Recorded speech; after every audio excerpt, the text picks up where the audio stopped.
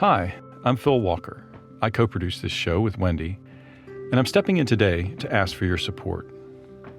As a small nonprofit, the Mind and Life Institute depends on the generosity of donors like you, who allow us to offer this show freely and without advertisements.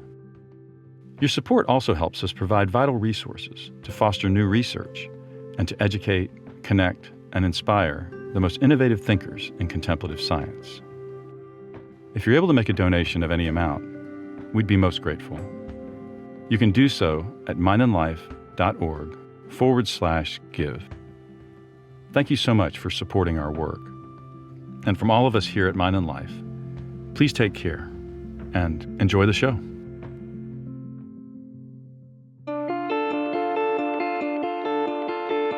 Where is the boundary of your body? At the everyday scale, it's your skin. So if we're sitting in a room, we're separate, aren't we? But at the cellular scale, we're shedding microbiome and exchanging microbiome with other people all the time. So the boundaries of your body are actually all the bodies you've come in contact with that day. At the molecular level, we're breathing out carbon dioxide. The plants take it in and breathe out oxygen. At the molecular level, your boundaries are the entire biomass of the planet. At the atomic level, you can think about us as the atomic mass of the planet that over 3.5 billion years organized itself into beings that misunderstand that they are separate. Welcome to Mind and Life. I'm Wendy Hasenkamp. My guest this time is medical pathologist, Buddhist meditator, and complexity theorist Neil Theise. Neil's pioneering work in human anatomy is shedding new light on interconnectedness, both in the body and beyond. In today's conversation, we start out with his work on the interstitium, which is a physiological, body-wide communication network that we're only just beginning to understand. You may have heard about this in the news in the last few years, being described as a new organ, although the reality is much more nuanced than that, which Neil explains in the episode.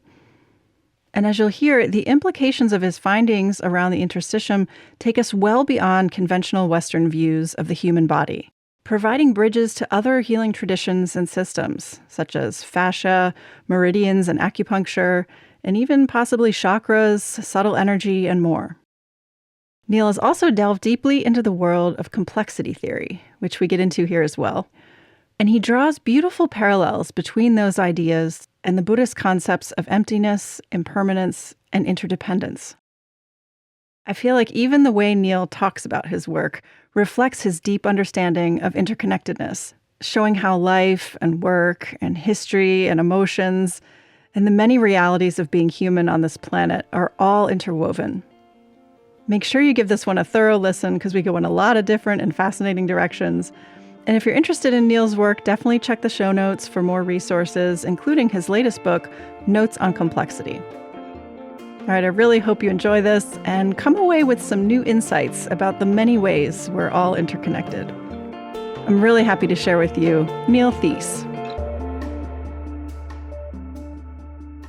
It's an absolute pleasure to be joined today by Neil Theise. Neil, welcome, and thanks so much for being here.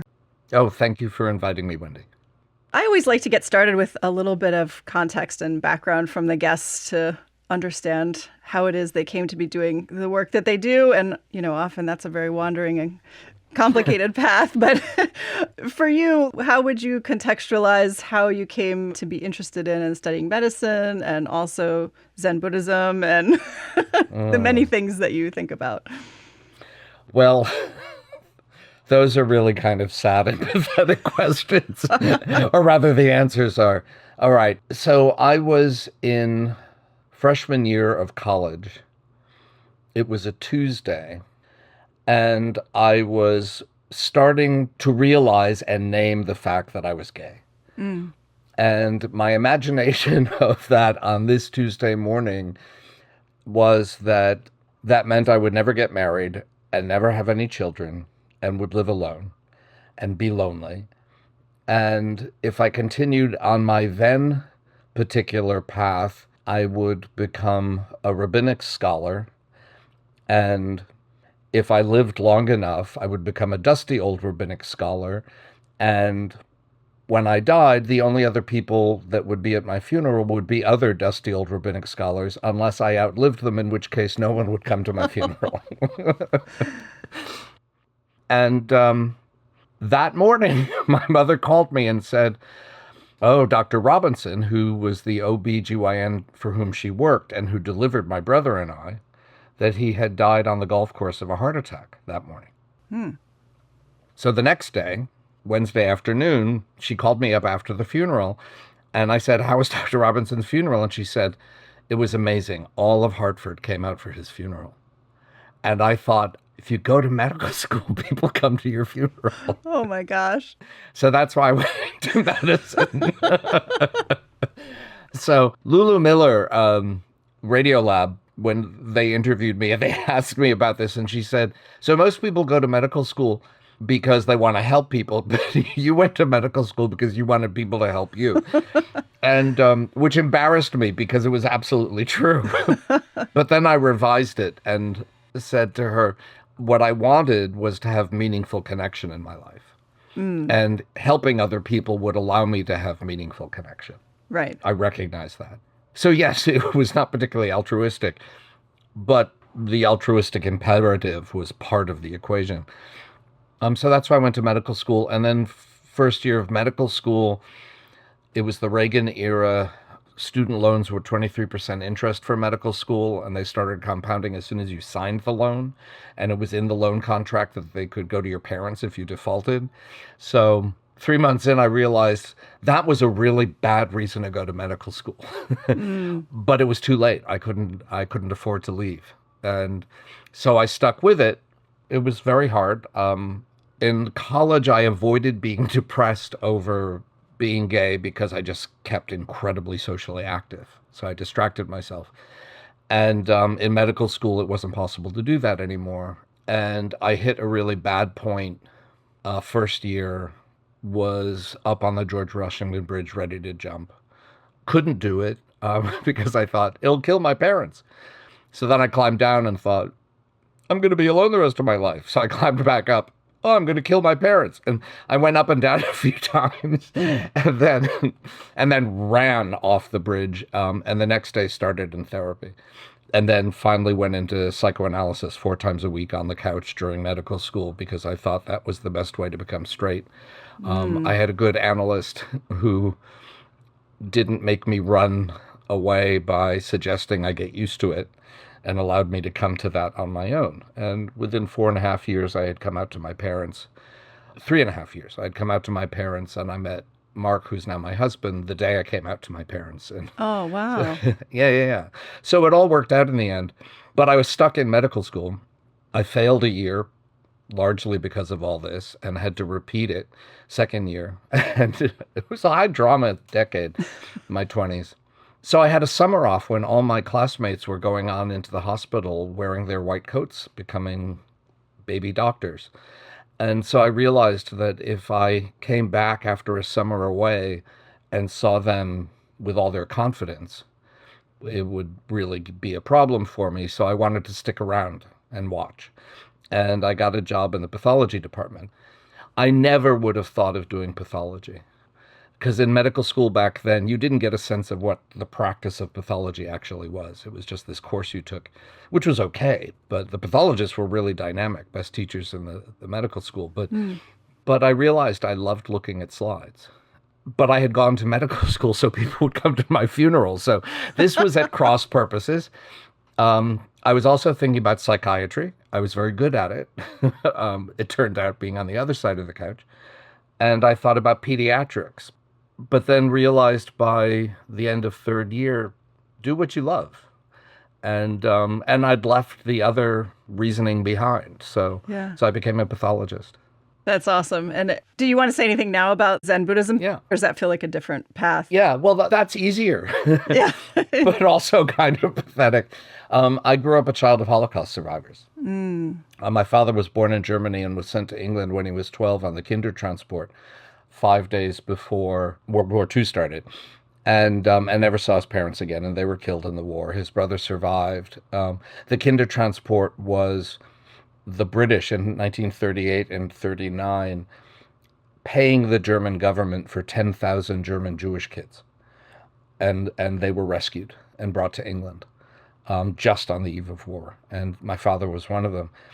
I grew up in a community of Holocaust survivors. My synagogue was founded by German survivors. And I was very spiritually motivated when I was a kid. And I grew up in a family with a very rich Jewish practice, and I was very attracted to it. I was thinking about becoming a rabbi for a long time. And when I was 14, the current girlfriend of one of my father's cousins, they were visiting, and she saw that I was an obsessive, nerdy reader.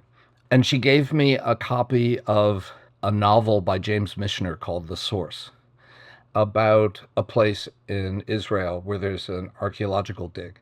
And as they go down through the dig, they find objects, and that opens up a chapter on that era. So it goes back like 3,000 years. Oh, interesting.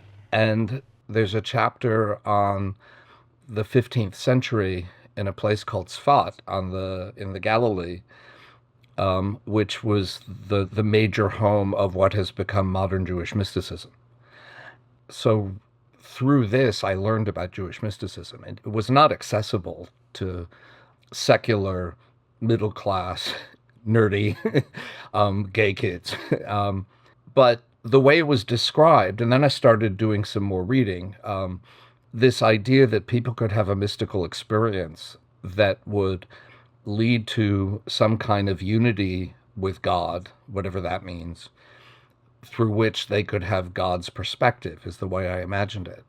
And it occurred to me that if you could accomplish that, then maybe from the God's eye view, suffering, the Holocaust, could make sense. So I started having this ambition to be a mystic, to relieve my suffering because of the Holocaust. But at the time, I mean, now Jewish mystical practice is available, but it still wasn't, even when I was in college, not significantly. And a friend gave me this book, The Three Pillars of Zen, which described Enlightenment experiences, like people's firsthand reports. And I thought, oh, this is similar to stuff I've read in the Jewish mystical literature. Mm-hmm. And I thought Zen seemed kind of agnostic, just the pure practice. So that's why I turned to Zen. I was looking for a contemplative practice. Jewish mysticism wasn't available at the time. I discovered Buddhist practice through a book on Zen, and Zen seemed doable. And so I started meditating on my own. But I didn't really seriously enter a stream of practice until 88, which was the year after I met my husband. And he said, you know, you have a meditation cushion, but you don't sit on it very often. And you're always talking about becoming a serious Zen student. Well, the New York Times has this getaway weekend article.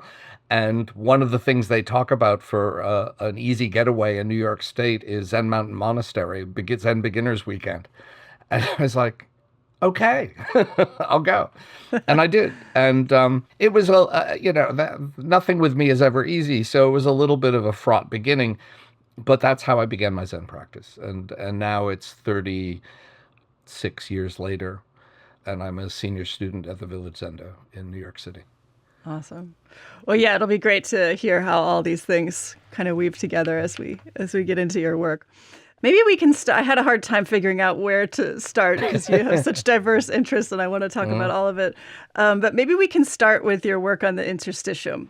Okay. And maybe it would be good to just contextualize a little bit what the interstitium is. I know you've talked about different scales of it and what was known before and what are the parts that you've contributed. Yeah. So interstitium means the stuff in between, basically. The interstices, the stuff like, the cement between bricks, you could call an interstitium. The grout between mosaic tiles.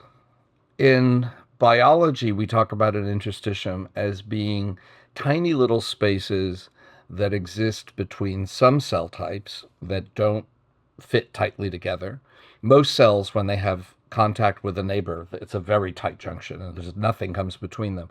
But there are some cells by design, quote unquote, that have spaces with a little bit of fluid between them. It's part of how they function. And so that's an interstitium. And then the major interstitium that people have been studying for many years, though it's not a huge field, there aren't a lot of people who have studied this. It's hard to study. I think that's part of the issue, are the spaces around capillaries. So capillaries are the tiniest blood vessels that bring blood and nutrients into a tissue. And the nutrients like oxygen or amino acids, things you've eaten and digested, proteins, sugars, lipids, etc., they move out of the capillary and they have to get to the cells of the tissue. And so there's this space, although it's not really empty. There's an interstitium between the capillary and the cells of the tissue. And so nutrients come in, and then waste products from those cells have to leave the tissue and they go out, like carbon dioxide. They move across the interstitium into the capillary and get carried out either to the kidney, the liver, or the lungs for release into the environment as waste products. So those are the interstitia that people have talked about. And one of the other primary features, other than this molecular transport of nutrients and waste products, is that the fluid that flows through it enters into lymphatic vessels of the lymph system that goes to lymph nodes. And when we talk about lymph, which fills the lymphatics, the source of lymph is the interstitial fluid. Mm-hmm. The fluid flows in. So this is a definition of interstitium, is that it's the pre-lymphatic space. And that's, whether these things are in connection to each other or just little pockets in their individual little spaces, doesn't seem to have been a particular question that people studied. The question people studied primarily was, how does stuff move across that space? What controls nutrients coming in, waste products going out? And to a limited extent, when there's disease, how does that change? Mm-hmm. Yeah. And an example of how that can change is when you think of women who have had breast cancer and have had lymph nodes removed from under their arm, and their arm swells up, what we call lymphedema, which can become quite a problem. It's filling up with fluid because the lymph nodes are no longer there to drain fluid from the interstitium. And so presumably this fluid is collecting in the interstitium. But even that's never been well understood. And it hasn't been something people have explored very much. It's how do you develop a model of it, or how do you study it in living tissue? Now, scientifically, I had no intention. The only science that didn't interest me when I was a kid, that's what I really wanted to do, was quantum physics or cosmology. That's really kind of where I wanted to be headed in high school. But so I've been reading physics, and that comes back importantly into a lot of what we'll wind up talking about. I've been doing physics since 7th grade, really. Wow. Quantum physics and relativity. But biology didn't interest me at all. I went to medical school not because I liked biology, it's because I wanted to rescue myself. And so I didn't think about becoming an academic doctor. I wanted to have a clinical practice. But going into pathology, you're sitting at a microscope. Every act of assessing a biopsy, is this breast biopsy cancer or not? Is this polyp from, removed during colonoscopy, a premalignant polyp or a benign thing you don't have to worry about? These sorts of questions are research questions. Yeah. And the research material is human tissue.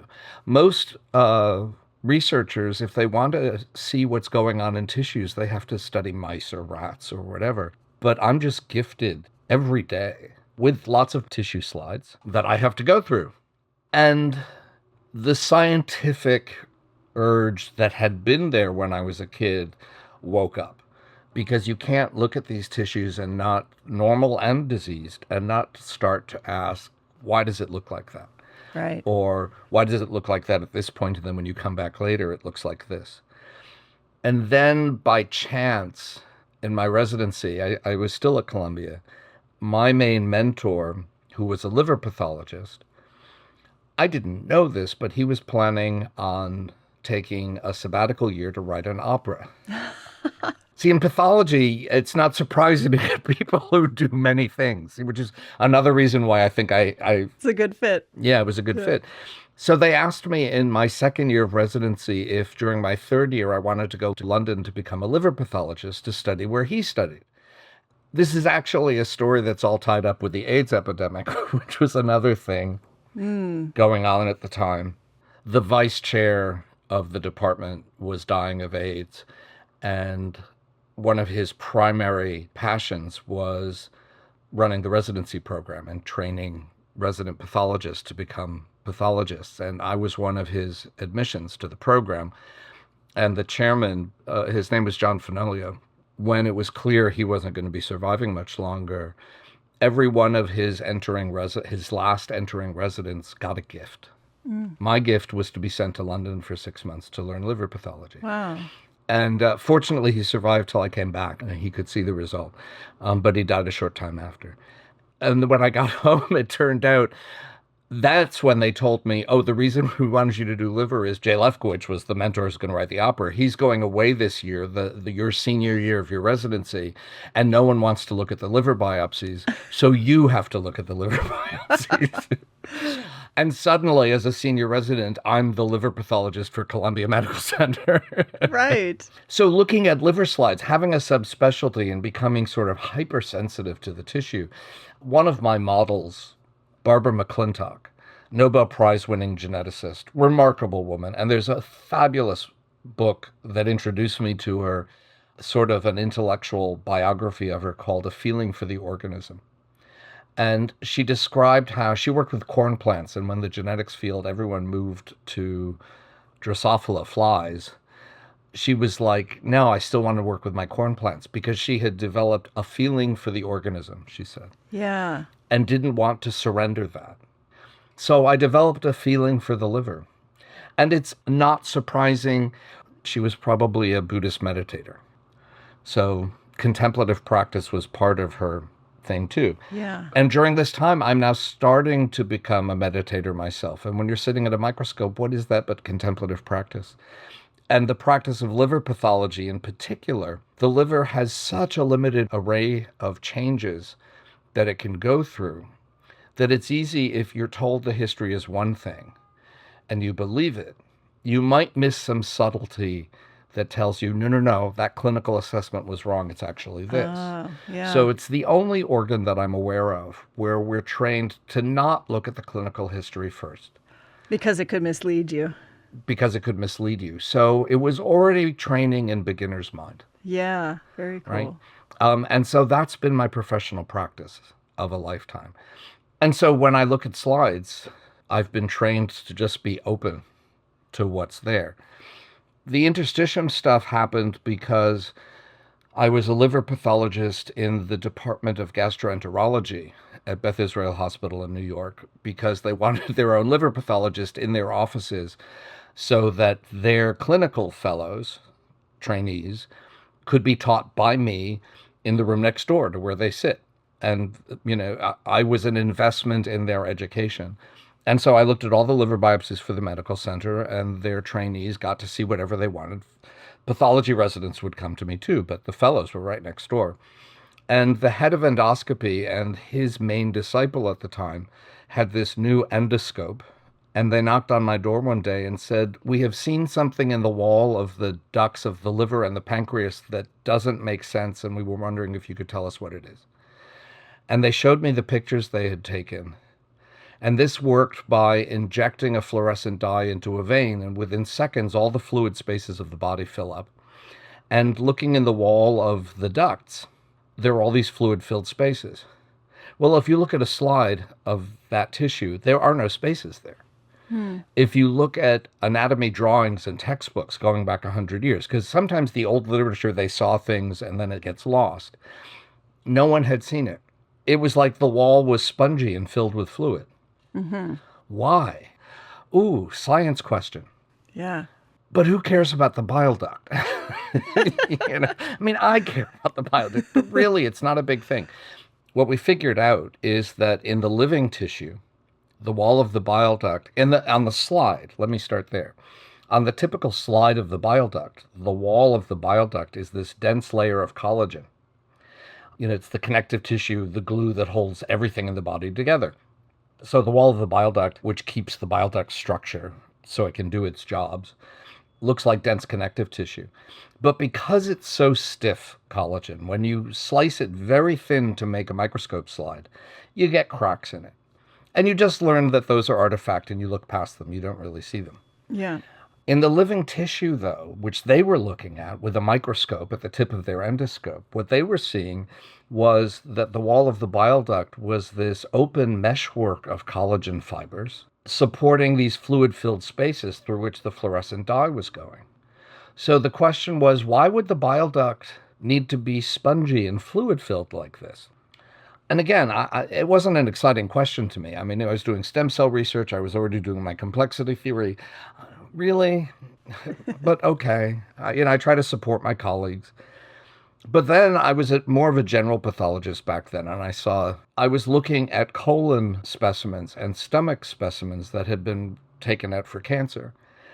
And the same layer that we were looking at in the bile duct is much more expansive and complex in the larger organs, but there were the same cracks in the tissue.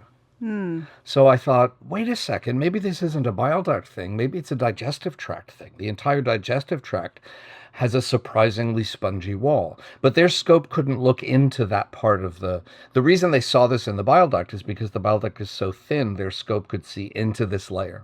It was the only part of the body where you could do that. Okay. So it was getting more interesting. And then a few days later, I got a mastectomy specimen from a woman with breast cancer. And there's nearly always a bit of skin that they take with that.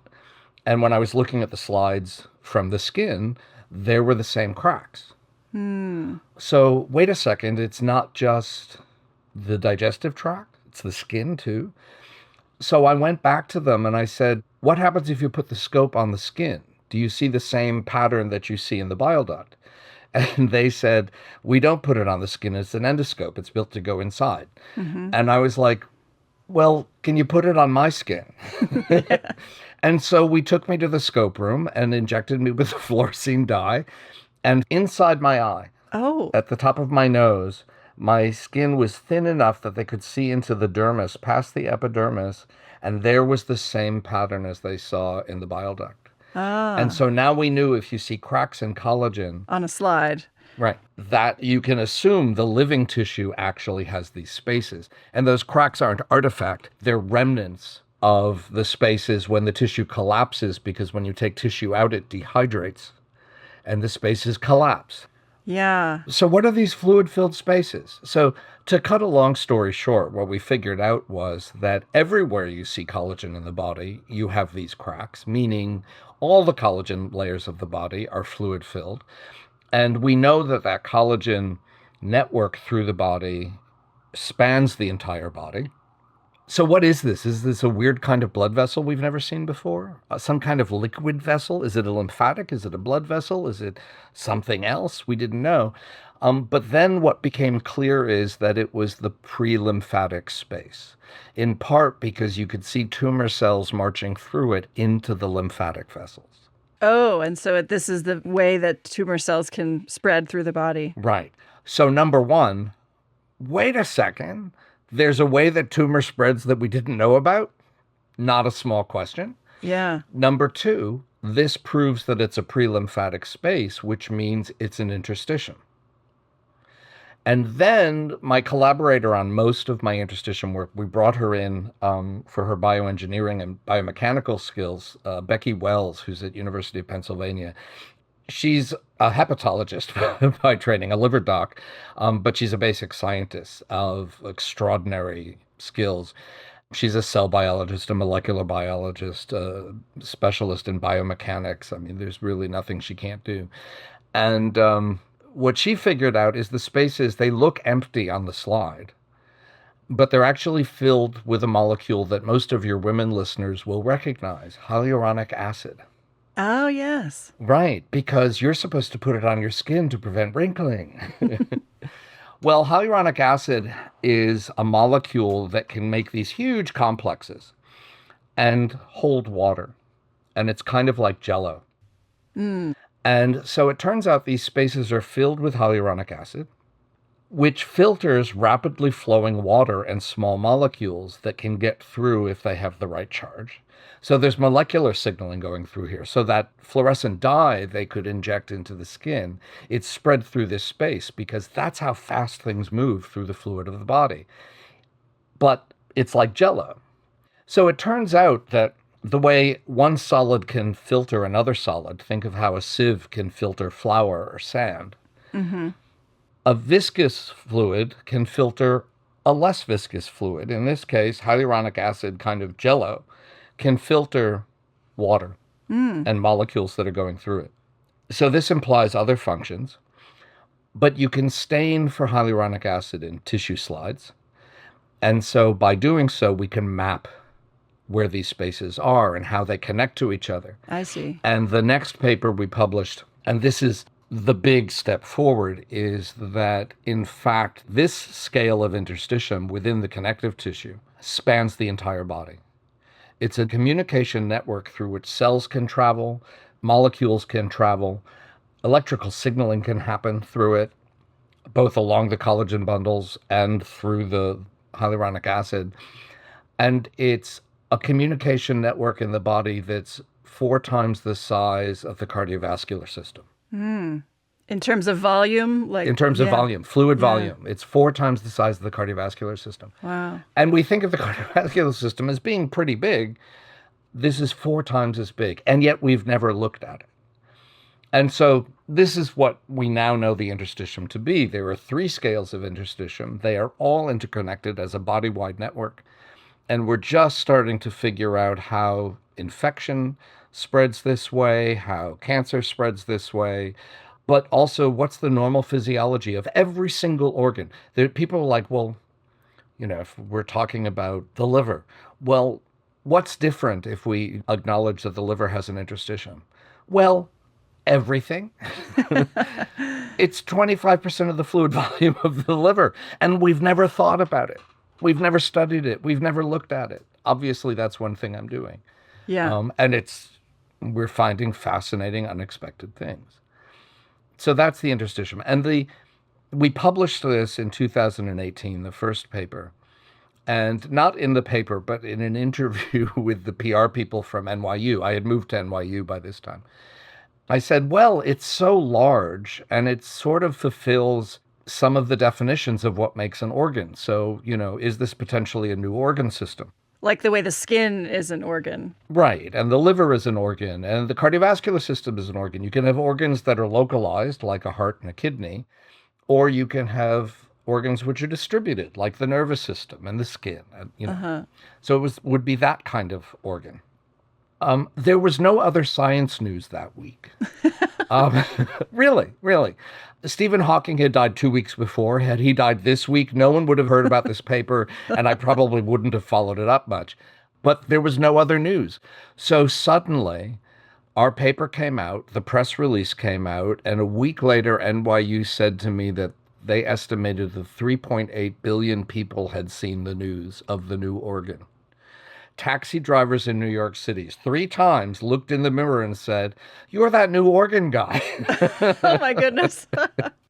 So, yeah, I heard the Radio Lab that you were referring to on this, and I actually recognized your name from a long, long ago at the Mind and Life Summer Research Institute, which we'll come back to because I totally want to get to that. But yeah, so I was like, oh my gosh, I know that guy.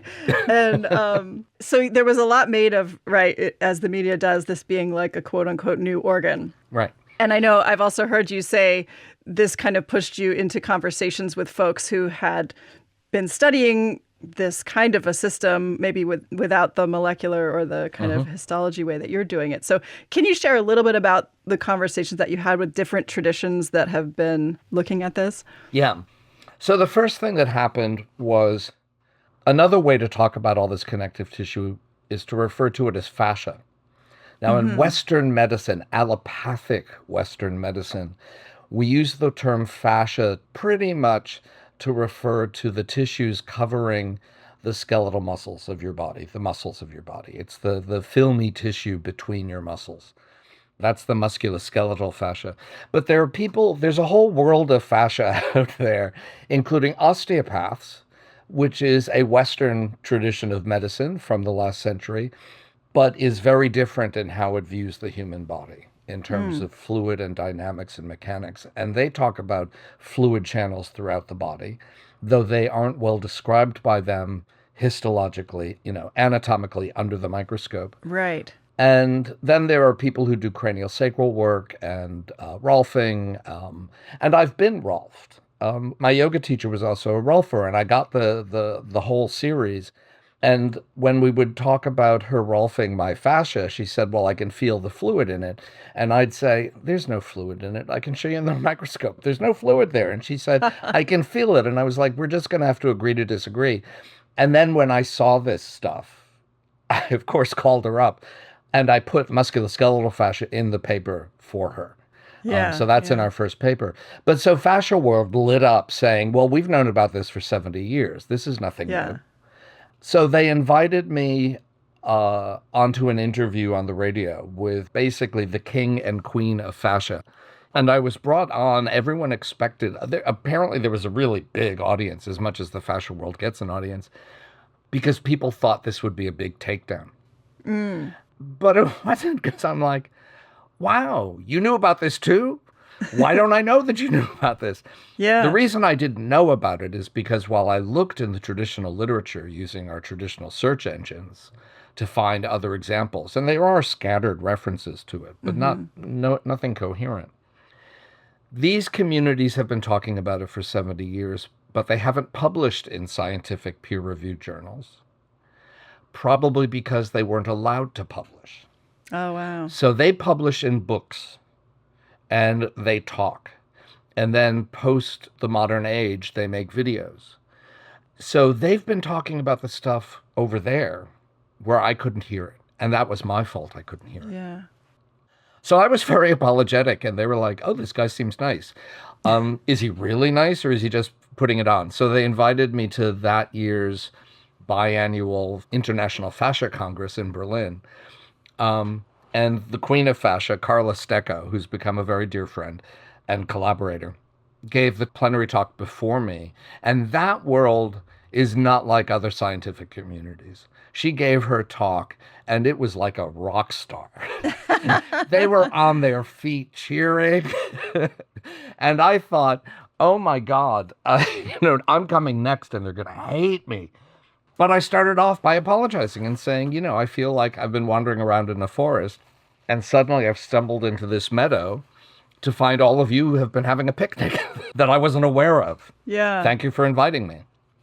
And then I showed them what we'd done, and I apologized and I thanked them, and I got a rock star welcome. So ever since then, I've been working with these people. Now, at the same time, I was doing liver research in China, because liver's big in China. So a whole other side of what I do is how scarring happens in the liver, cirrhosis develops, and it turns out we thought that only ever progressed, but now we know it can regress, and that's another one of my areas where I'm very active. So I was there when this happened, and they said, would you mind giving us a talk on the interstitium, since it's in the news? Yeah. And someone I knew who was a liver doctor, but I didn't know he was like the director of the traditional Chinese medicine version of NIH for China. And so he was given the first questions because of who he was. And his first question was, so what's the reaction been to this kind of thing? And I said, well, there was a lot of hostility and anger at first because, they've known about this for 70 years and been talking about it for 70 years. And he laughed and said, yes, and we've been talking about it for 5,000. Yeah. In China, they saw this work and immediately recognized this is what we've been talking about. With like meridians and acupuncture and energy healing practices and. This is the stuff we've been, like my Rolfer could feel the, just because they didn't know what it looked like under the microscope.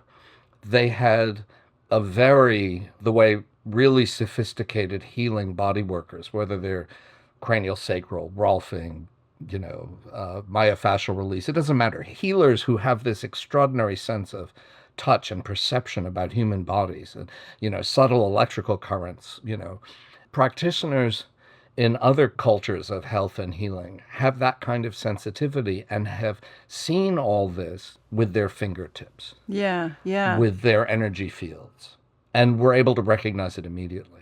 And that's one of the exciting things to me about all this. I had started to work towards a program that got interrupted by COVID. My dream is to get 12 to 15 very high-level practitioners of different cultures of health and healing, as I like to refer to it, Japan, China, Australia, someone from every continent. And I've done a lot of interdisciplinary work. And to get really robust creative exchanges, less than 12 people, it's just conversation. There's not a lot of creativity. And this is a complexity theory sort of thing. Yeah, yeah. Too few people, you don't have enough diversity of interaction or of information. More than 15, it starts to become people lecturing to an audience. Yeah. But around 12 to 15, something else happens and there's creativity. So my idea was to have 12 to 15 people from all these different traditions, high up enough so that if they come back from this meeting with new information or new ideas, they will be heard with respect and interest. And start the meeting off, the first day, there's no communication. We just have treatment rooms and set up a schedule so that everyone gets to experience 3 or 4 other people's practice of bodily interaction. Then the second day, Becky and I present what we now know about the interstitium. And then what follows is everyone saying how they think this anatomy and physiology reflects what they've been talking about in their culture. And just see what happens.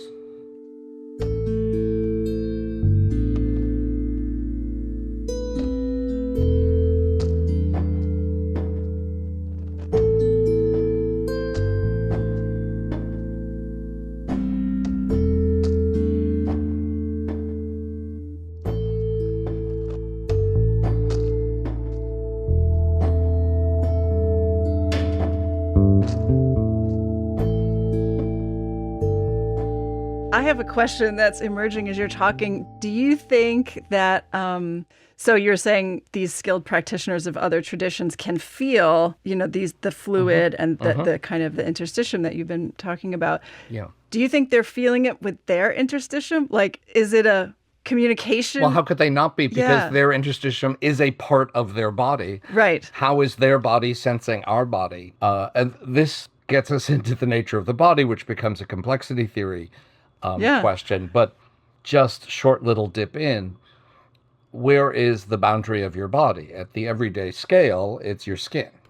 And so if we're sitting in a room, we're separate, aren't we? But at every level of scale, at the cellular scale, we're shedding microbiome and exchanging microbiome with other people all the time. At the cellular level, the boundaries of your body are actually all the bodies you've come in contact with that day. At the molecular level, we're breathing out carbon dioxide. The plants take it in and breathe out oxygen. At the molecular level, your boundaries are the entire biomass of the planet. Because we're exchanging all of these atoms, basically. Right.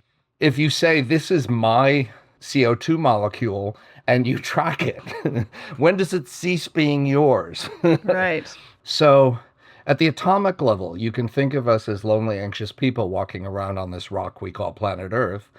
Or you can think about us as the atomic mass of the planet that over 3.5 billion years organized itself into beings that misunderstand that they are separate. At the quantum level, where are your boundaries? It's the universe, because there's non-locality and entanglement. Let's just make it simpler. The electromagnetic level, which is a quantum phenomenon. So your body has an electromagnetic field.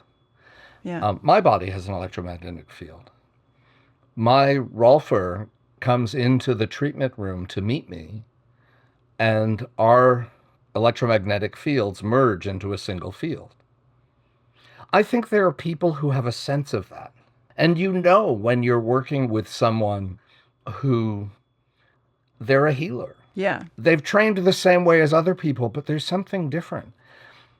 What is it that makes them different? I don't know, but here's one possibility. Maybe they feel their electromagnetic field and can use it to probe yours and see where something is misaligned or off kilter or weak or too strong or unbalanced. Right. I had a physical therapist.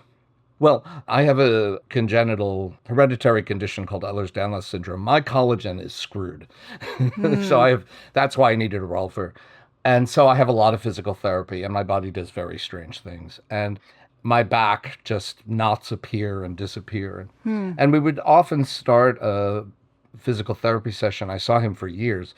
I'd be face down, and he'd start by reaching forward to put his hand on my back as he'd ask, where are the problems now?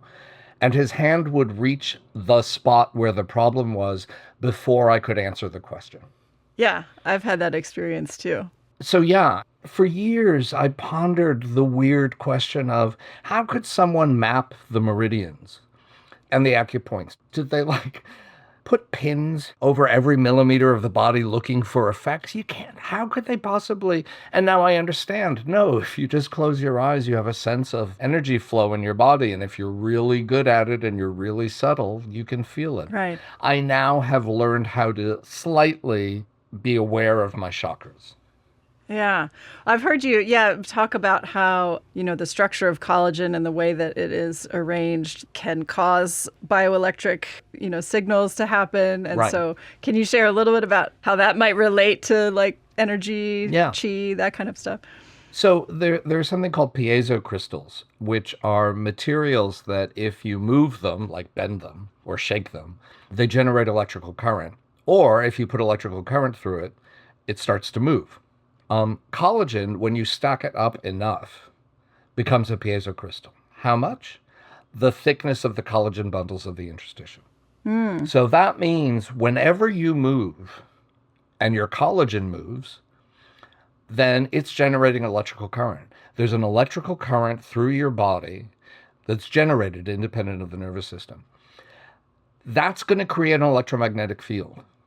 What is the three-dimensional, or in time, four-dimensional structure of that electromagnetic field? Is that what chakras are, for example? Does this relate to meridians and acupoints? I'm not sure it does with meridians and acupoints. I think that's a different interstitium thing, but we're just starting to look at that. But there has to be a large-scale structure to this electromagnetic field, which we know exists.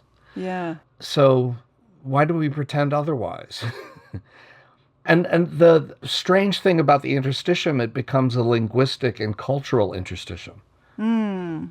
Say more. Yeah. So suddenly people can hear each other across because now they have a way of conceptualizing in their own terms what the other people are talking about. Between these traditions that have been looking at the body. Yeah, that's fascinating.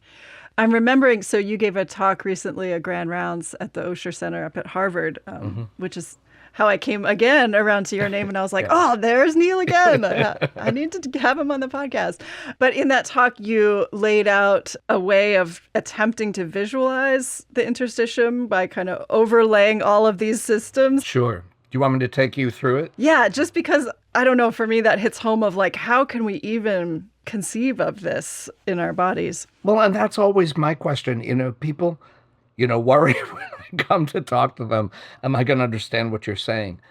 The only way I really, really grok something deeply is to have turned it into something I can understand. That's what the work is. It took me years to understand how complexity theory works. So now I can teach it to fifth graders. Because I had to do that for myself. So with the interstitium, how do you imagine this? I can imagine the cardiovascular tree. There's the heart and all the arteries going out and the capillaries and the veins coming back. So let's do this. Listeners, please close your eyes. And in your mind's eye, in your body, imagine where your heart is and the way the arteries come off your heart, travel out to the body, distribute to the capillaries in every tissue, and then collect back together again to the veins, which come back to the heart. That entire structure is ensheathed in collagen, which contains interstitial spaces. So that's a part of the interstitium you can imagine. Now imagine the central nervous system and the peripheral nervous system stretching out from the brain, the skull, through the spine, out to the body, and then the sensory nerves coming back in and going up the spine and into the brain. That's all ensheathed in connective tissue and collagen. So that has an interstitium. Now interweave the cardiovascular interstitium and the nervous system interstitium. It's tricky, but you sort of can do it. Now take all the visceral organs, which are covered by collagen and have collagen layers distributed through them, through which penetrate all these nerves and all these blood vessels. That all has an interstitium, and it's all interconnected. So merge all that. Now take all the musculoskeletal fascia, the tissues around every muscle and every bone of your body, and add that to the whole system. And then take your skin, the dermis of which is a continuous interstitium, which interweaves with your nerves and your arteries and your veins and connects to everything else, and add that. And now you start to get a sense of how this thing we'd never seen could be 4 times the size of the cardiovascular system. In the living tissue, it is fluid-filled dynamically and robustly. But when we take tissue out of the body to study it, that fluid drains away. We fix the tissue, like with formaldehyde chemicals to make it stiff enough to make a slide out of, and we lose all that stuff. Yeah. It's making me think, I've heard people comment on, and speaking of Chinese medicine systems and meridians and things like that, the reason that, in Western medicine we don't have those concepts is because we've studied dead bodies instead of living bodies. Right. Which is just what you're talking about. Yeah. Right. Bingo. Yeah. Or dead pieces of tissue. Right. And because of this happenstance of me being in a GI division, when as a liver pathologist in a division of gastroenterology, with these people who happened to have an experimental endoscope, and we happened to be in a suite together, and all this unlocked. Yeah. I remember the moment they came into my office. The senior one looked in the door, Neil, can we ask you a question? I'm here with Petros. I remember that moment. And then I got up from my desk and went, and they showed me on their cell phone the picture. And I was like, I don't know what that is. That makes no sense. And my life changed. Yeah. That's such a moment. And lots of people's lives are changing because of that question. That's very cool. It's also making me think how much the view that has given us, Western medicine in its reductionistic sense of like, well, the cells are the things that we care about and the Right. spaces between are meaningless. That's Right. just the glue or the space. Yeah. And no one has been really paying attention to that. And it really lifts up the importance of the in-between spaces, like writ large, Right, instead of right. like chunking out things. Well, that's one of the nifty things. So this has led to what you were just saying about there's a social interstitium, Oh, yeah. right? That's kind of what you were saying. And there's a woman named Jen Brandel who saw the article about the new organ. She's a remarkable woman who it's really hard to say what she does. She works in social systems, she works in journalism, she works in democracy practices, she works in economics. And she heard what I was saying about the interstitium, and she said, that's what I am. I'm an interstitial being. I go into organizations or cities. Like Chicago had a very successful COVID response because, I don't know the circumstances, but somehow she came in as a consultant to the city, and she explained to them how to weave services across the private and public sectors to create a unified response. She's come up with an economic system with some friends of hers who are similarly interstitial, that has now been adopted by Japan as their economic modeling system. Yeah. Wow. Right. So she's the person who interviewed me for Radiolab. Okay. And she wrote an article tied to the Radiolab thing about this notion. And she's actually planning autumn next year to have a gathering of people to discuss the social interstitium and what it means to be interstitiary. Yeah. Which is kind of what you do, right? Isn't that kind of? Yes, actually, now that you're talking about it, it is often how I've always loved to be in between disciplines, in between, traditions. So to me, that's where the juice is. Right. But literally. Yeah, literally. Yeah, both energetically and fluidly. But we typically in our culture throw that away. In fascia world, if you go to, there's this brilliant anatomist named John Sharkey who leads these really, really extraordinary human anatomy labs around the world. He just travels around the world, and 15 or 20 people get to come in contact with a human cadaver and dissect it.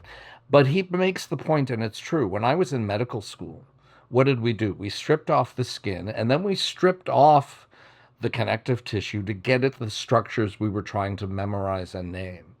We threw that stuff in a bucket. Yeah. No. Right. Why would you throw anything away?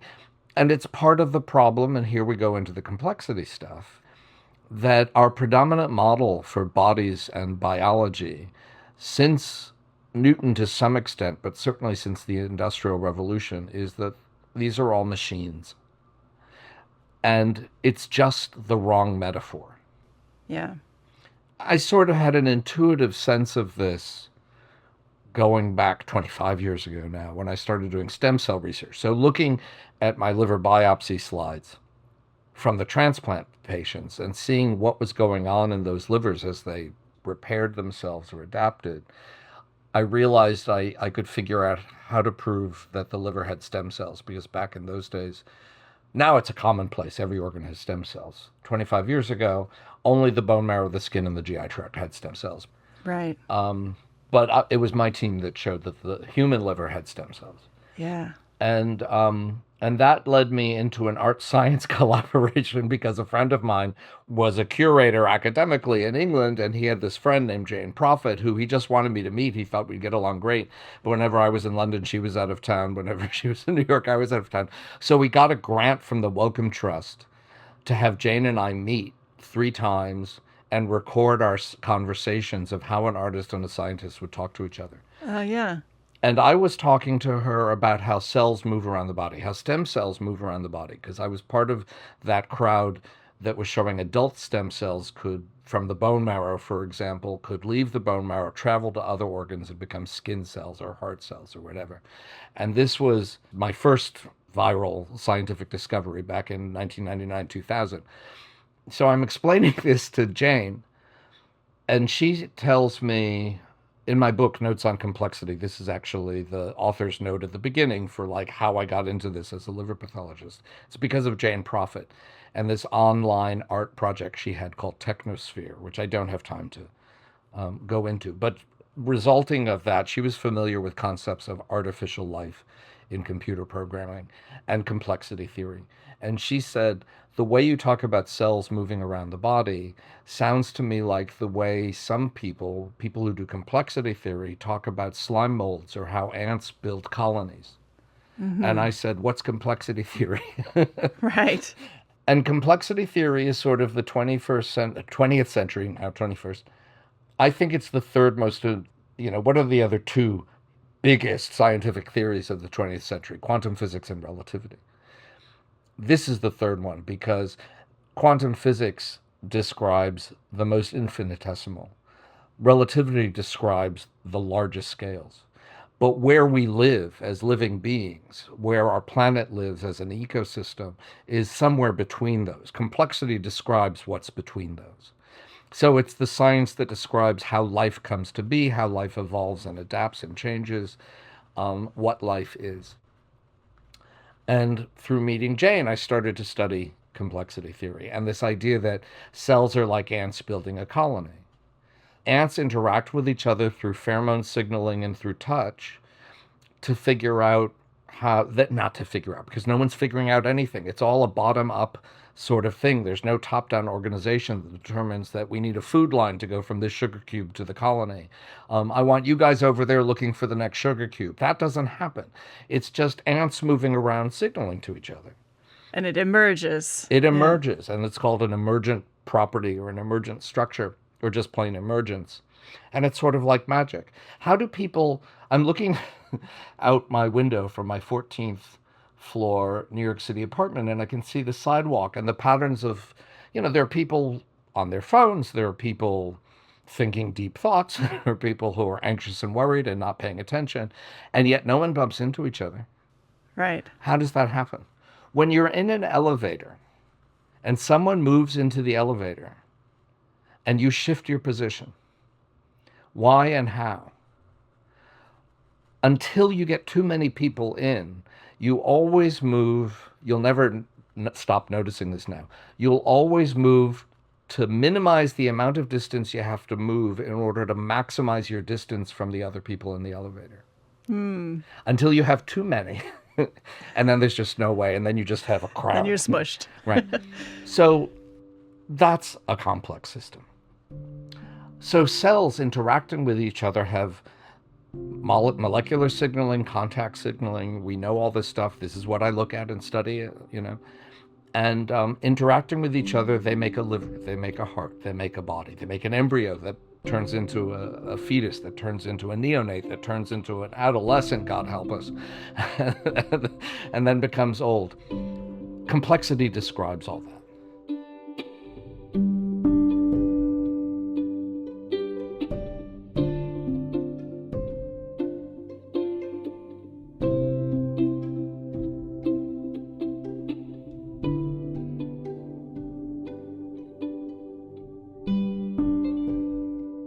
The first time I ever encountered you was at the very first Mind and Life Summer Research Institute that I attended, which was in 2008. Which was my first as well. Yeah. So, and you gave kind of an impromptu, unplanned talk in the evening, and it was about complexity theory. And you were describing some of these ideas, and you're also bringing in what you mentioned earlier about that there aren't any boundaries, and Right. thinking about the boundaries of the skin. And, that was the first time that I had ever been exposed to any of those ideas. I was very new to all of this. So it completely blew my mind. So first of all, I really want to deeply thank you for sharing that, because it was a huge trajectory shift for me. But I think it was the first time that I ever started to question the solidity of me as a self, right? And I think, that's part of what you bring into all of your discussions around complexity is like, at least through one lens, there aren't any boundaries. So can you just kind of dig into that a little bit more and the way that you think about it? Yeah, no, sure. So, talking to Jane and pondering this stuff, out of that experience and the pondering, I started to think, okay, you're walking along the desert floor and you see this dark shape in the distance, and maybe it's moving and shifting, but it looks like a thing. And you don't know what it is. So you walk up to it and look, and at some point you get close enough and realize, oh, it's an ant colony. It's not a thing at all. It's just a phenomena arising from ants interacting with each other. Well, thanks to Jane, I'm now seeing bodies made of cells as the same thing. So these things that I call ants, if I go in more closely, the ant disappears, the ant body disappears. If I go into my body closely, my body disappears, and it becomes a community or a flock or a colony of cells that are interacting with each other. So is my body a thing, or is it cells?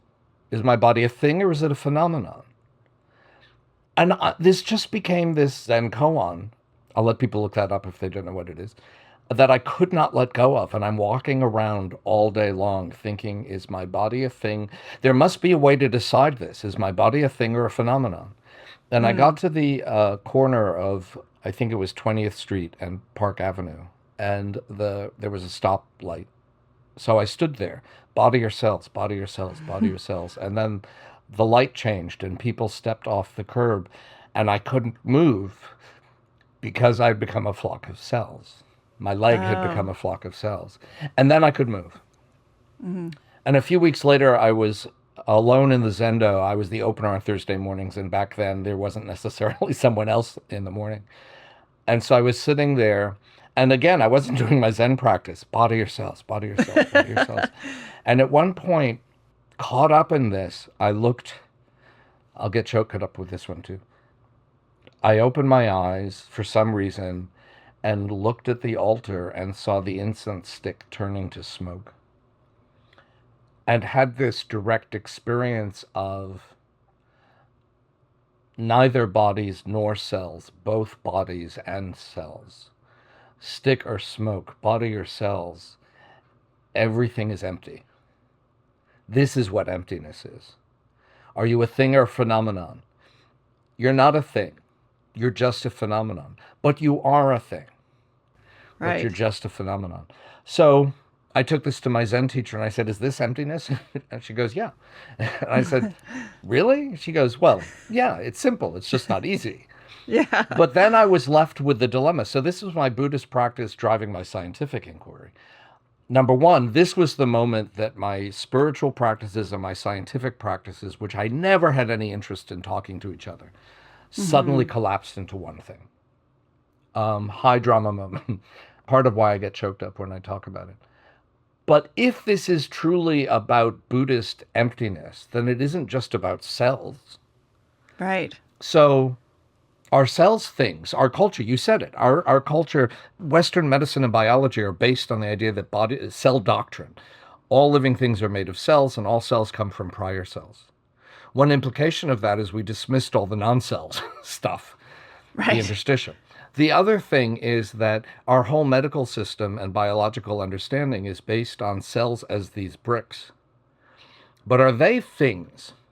Well, no. At the fluid level, they're just molecules bumping into each other like ants in a colony floating in water. So cells have no inherent existence. Well, what about the molecules? They're just atoms. What about the atoms? Subatomic particles. What about those? Well, it's not an infinite regress. And this is where I went at that Mind and Life retreat.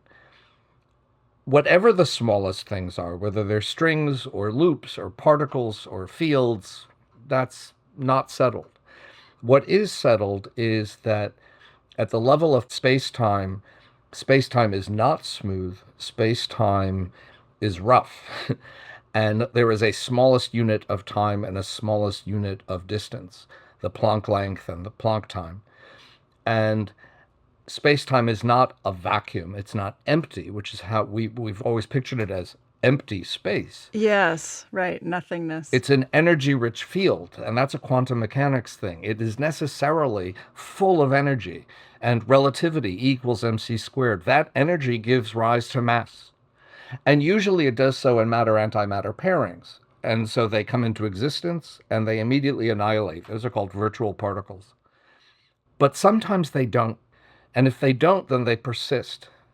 And whatever those smallest things are coming out of, and this is called the quantum foam, whatever those smallest things are that are popping in and out of existence in the quantum foam, if they persist, they can interact with each other, giving rise to subatomic particles, giving rise to atoms, giving rise to molecules, giving rise to the entire universe as one single vast, complex, self-organizing system. There is no thingness anywhere. So that's emptiness of inherent existence. And interdependence. Well, at the quantum scale, nothing is separate from anything else. As I was saying before, boundaries.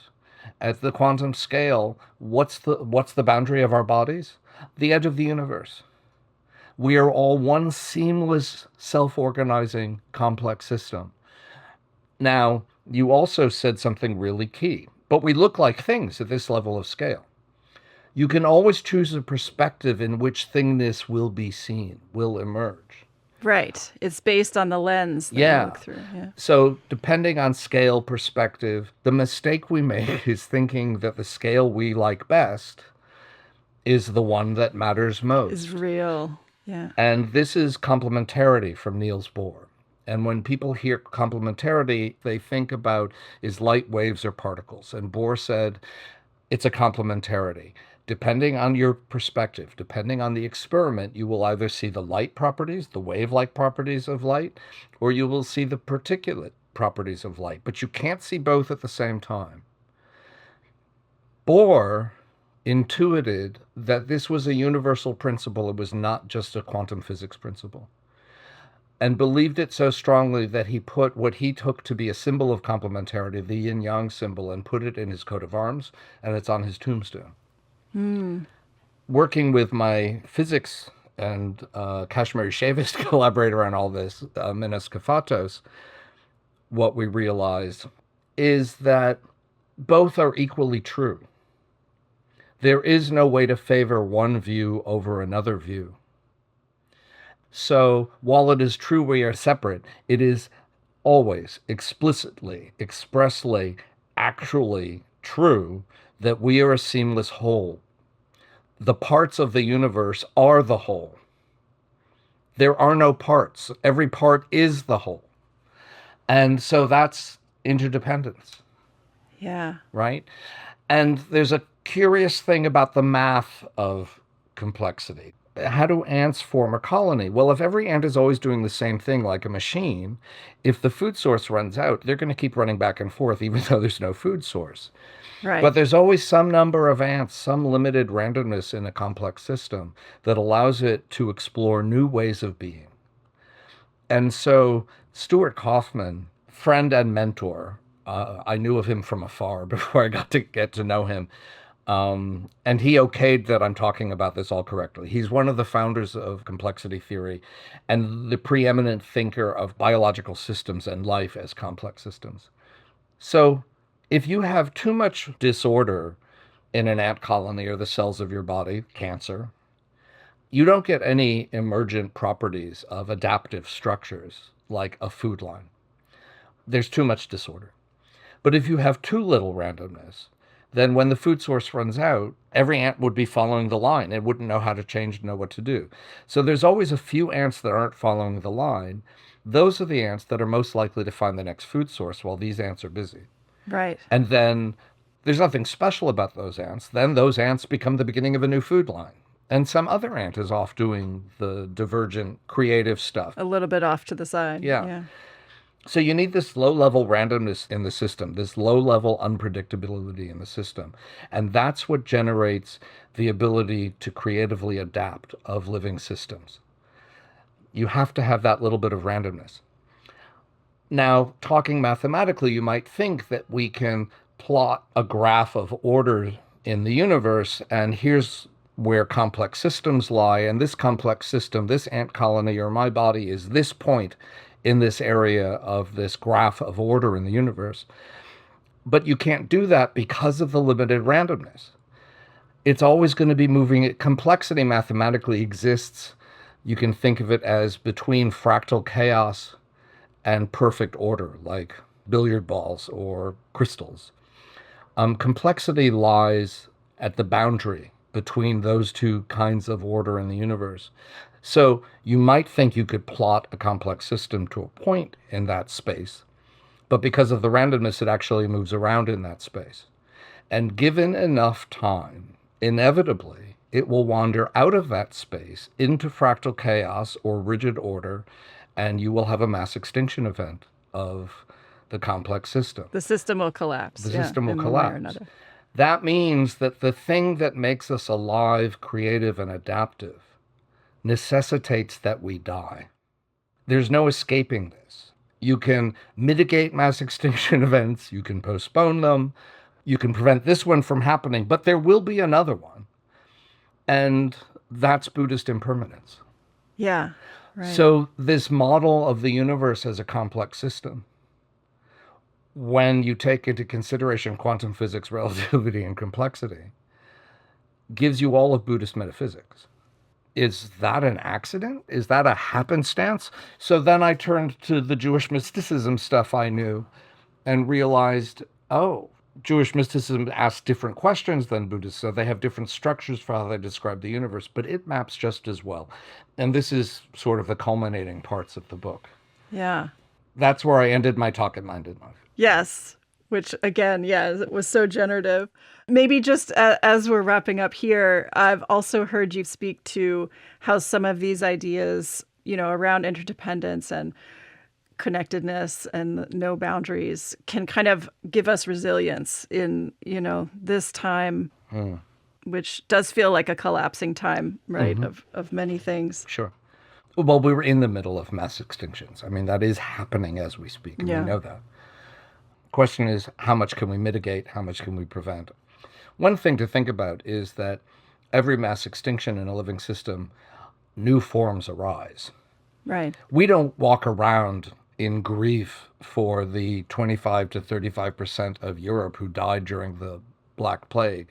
But the way that changed European culture gave us the Renaissance and gave us our modern culture. So, you know, poor dinosaurs, that asteroid.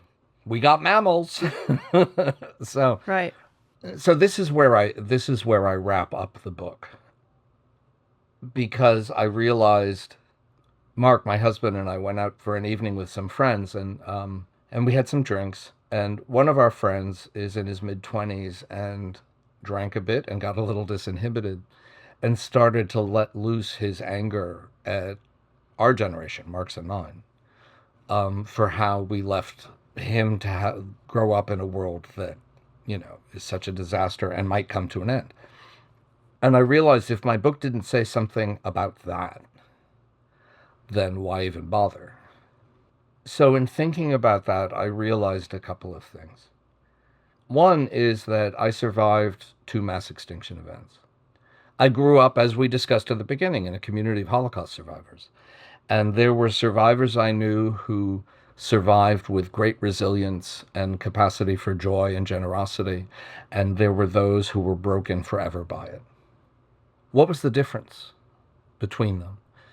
And growing up as a gay man, coming of age in New York City during the AIDS era, I knew so many people who, on their deathbeds, were filled with anger or fear or regret and died really hard deaths.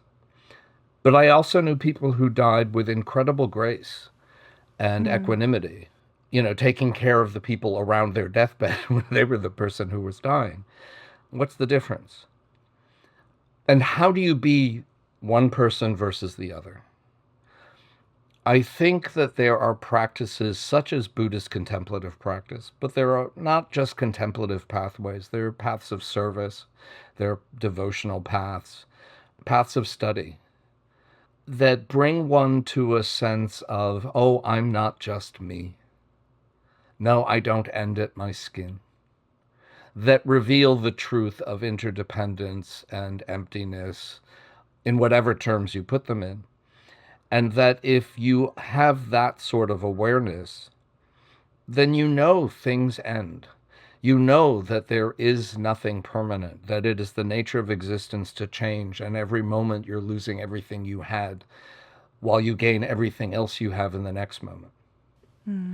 So there's that, but that takes effort and that takes time. How do you develop all that? So that's one thing.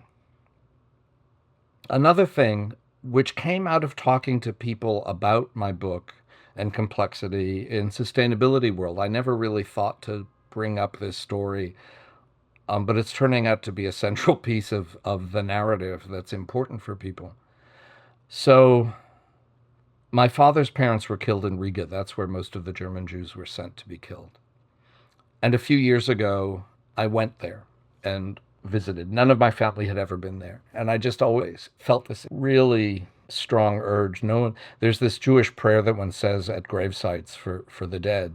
And no one had ever been there to say this for my grandparents. And when I went there, I discovered so much detail about what happened. I know the time of their arrival on the tracks. I know the temperature on the tracks. I know the path they walked from there to the ghetto. I found the house in the ghetto because it was just a working class neighborhood they fenced off. The buildings mostly are still there. I found where my grandmother lived with way too many cousins in this little space. I found where she was killed in the forest. And it suddenly hit me standing there where she, over her grave, mass grave, a few thousand people buried there. Who was she in her last moment? She had sent my father off to England, had no idea what had become of him, said goodbye, and knew he didn't understand what was going on, and sent him away. She thought with my grandfather of sending his older brother away to Amsterdam, but didn't, and as a result, he was in a work camp in Riga. With my grandfather, who now had died, but she didn't know that. She just knew that I'm about to die, and I don't know where any of my children and where my husband is. We made all the wrong mistakes. We didn't try to get out of Germany. We didn't do I think that's who she was at the moment she died. And immediately I had this really deep sense of that I feel I met her, that I knew her. But what she didn't know is that the reason I'm here is because she sent my father to England. The reason my uncle survived the work camp is because had she sent him to Amsterdam, he probably would have been sent to Auschwitz and been killed. Not sending him to Amsterdam meant he was in a work camp and had the chance to survive, and wound up in Poland after the war and had children. She was the only one of her siblings and her cousins who didn't lose a child. So she made the right decisions, but she died not knowing that. And I think what that tells us in a time like this is, number one, you have to make decisions. You have to make choices. And you have to make them as best as you can. And you have to make them with no expectation of knowing what the outcomes will be. And you have to make them with no expectation of ever knowing what the outcomes may be. Because you may not be one of the people who survives the extinction event, but it may be some tiny thing you did in your little divergent ant way. It may not be the people who are making big plans for changing society and preventing climate change. It might be how you held a door open for somebody in the morning and said hello, that starts a chain of events that leads to some extraordinary change. So there's that. And those are necessary, this is science. These are necessary implications of complex life. This is what it is to be alive. So there. Wow. Thank you so much, Neil. This is, so rich and so deep, and it's leaving me with a sense of how much, it's so hard to put into words, but how interconnected we are, and how everything, because of that, everything that we do matters in some way. Yeah. And Everything we do matters. Yeah.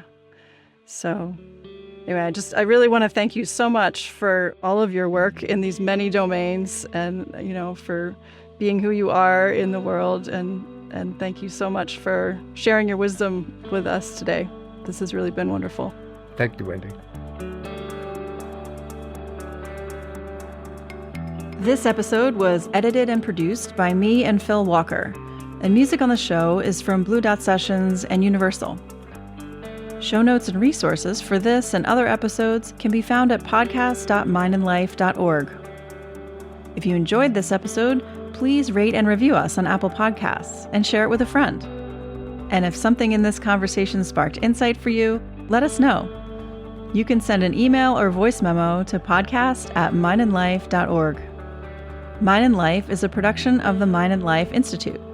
Visit us at mindandlife.org, where you can learn more about how we bridge science and contemplative wisdom to foster insight and inspire action towards flourishing. If you value these conversations, please consider supporting the show. You can make a donation at mindandlife.org under support. Any amount is so appreciated, and it really helps us create this show. Thank you for listening.